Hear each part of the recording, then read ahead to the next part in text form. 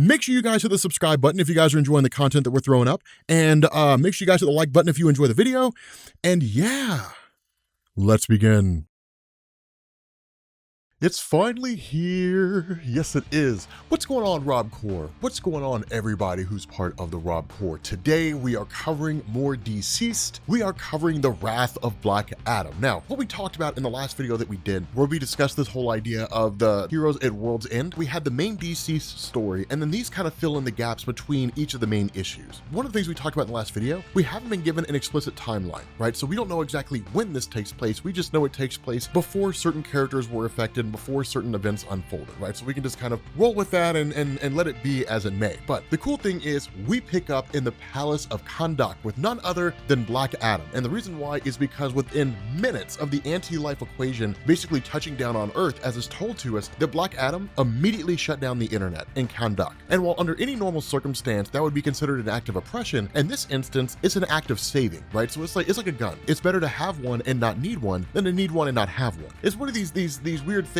where how it's viewed changes on the situation. The other half of this is that, of course, he immediately takes out, some of the individuals who are in the lab controlling the internet, basically, like they're taken out. And then Black Adam makes this wildly, I wouldn't say so much impressive decision, but this decision that really I hadn't considered before. Black Adam basically analyzes the entire city of Kahndaq, right? Realizing that people are being infected left and right, and basically says, I have a choice here. I can take my time and try to save survivors and save as many as I can, but that number is going to go down exponentially relative to how long it takes me to save someone. He looks at that and says that if he tries to go through and save people, for every one person he saves, 100 people will fall. Or he can just kill all those who are infected, just like that, like sweep through like a plague. And he goes with the latter choice. He sweeps through his own city and annihilates every single person who's infected using his power. Now, on the surface, this looks like the most hardcore thing that a person could do. But one thing that you have to understand when it comes to Black Adam is that his loyalty is to the people of Kahndaq first and foremost. And so it's not with a light heart that he's just like, finally, my chance to annihilate all these people. It's not really like that, right? The reality of this is he's being tasked with going through, wiping out people that he loves. He'll do whatever he needs to do to protect his kingdom of Kahndaq. He would wage war against the Justice League. He would kill every hero on Earth if he had to, but he'll do whatever he needs to do in order to make sure his kingdom stays safe, right? It's one of these really cool and dedicated aspects of his character. But the issue with this is that in the end, he is annihilating his own people, and those individuals who were not infected are watching it all happen. And so from there, what it does is it switches over to him basically having a conversation with his advisor. And it's kind of this idea of, oh my God, he's basically going through and he's literally killing people off, right? Like annihilating people. And so what it does is it switches over to essentially what kind of looks like the silhouette of an infected Superman. And then you have all these people who were there, or at least a guy and his son who were there, who were being surrounded by all these infected, right? Or at least a guy, a woman, and things are kind of,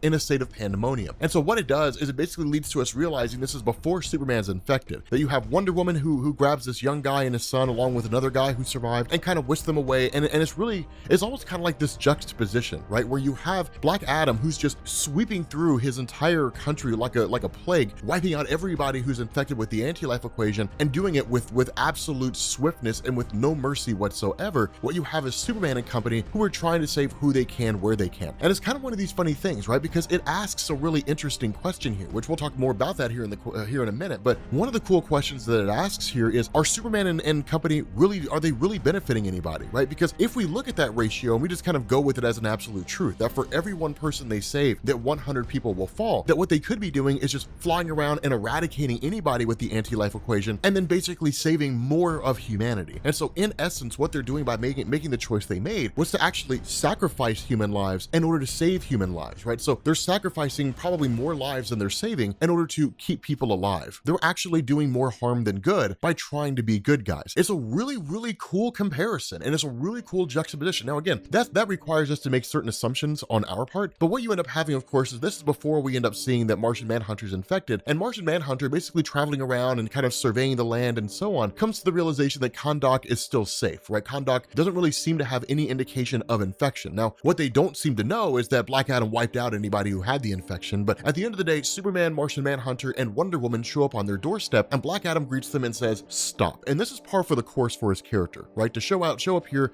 to greet the superheroes and then say, no further, right? You do not come into my country. You don't set a foot on the soil of my country until I tell you it's okay. But what you end up having here is Superman, who basically says, hey, look, man, we're here to essentially seek asylum, is is really what this is, right? Like we're looking for Kahndaq because you're uninfected. We're looking for Kahndaq to be a place where those individuals who were uninfected can find refuge, where they can find safety. And this is kind of a smart move by Black Adam, depending on how you look at it. Right? He looks at Superman and says, "You can tear through these monsters faster than the speed of sound. You can reduce the infected to ashes with a glance, but will you? With all your great power, can you destroy the infected, Superman?" And Superman's response is, "No, I cannot. But if you open Kahndaq to survivors, we can help protect your borders and basically make sure that everything's okay." And it's funny because Black Adam responds, it says so much power and yet so weak. And Wonder Woman's response is, "Compassion is not weakness." This creates an amazing debate, right? See, that's why I love reading Tom Taylor, right? Tom Taylor is so good at taking situations and then juxtaposing them and then basically asking us, which one do you pick? Like, how do you stand on this? And it's an interesting scenario, right? Because I would say that Black Adam actually did more to protect more of his people by just mercilessly wiping out individuals who had the anti-life equation than the superheroes have. The issue that you have with the superhero community, say for example, that Superman and Wonder Woman and all the different superheroes who are left alive say, okay, what we're going to do is we're going to split up and we're going to focus on each individual city, right? Like each individual state or what have you, basically some territory that's comparable to the size of Kahndaq. And basically we're going to race to see how many people we can save. What's going to happen here is you're going to have Black Adam just racing through and killing everybody with the anti-life equation. On the other half, you're going to have Superman and company flying to a location, seeing survivors, whisking down to get those survivors, pick them up, fly them to a safe location, fly back, and then just keep repeating that process, right? While that's happening, you have all these people who were in varying other locations who were either confronted with those who are infected with the anti-life equation and most likely dying, or somebody just hiding in bunkers waiting to be saved, in which case they'll be fine. But essentially what Superman and company are doing is sacrificing lives in order to save lives. And that's what's so crazy about this, is because in the end, their compassion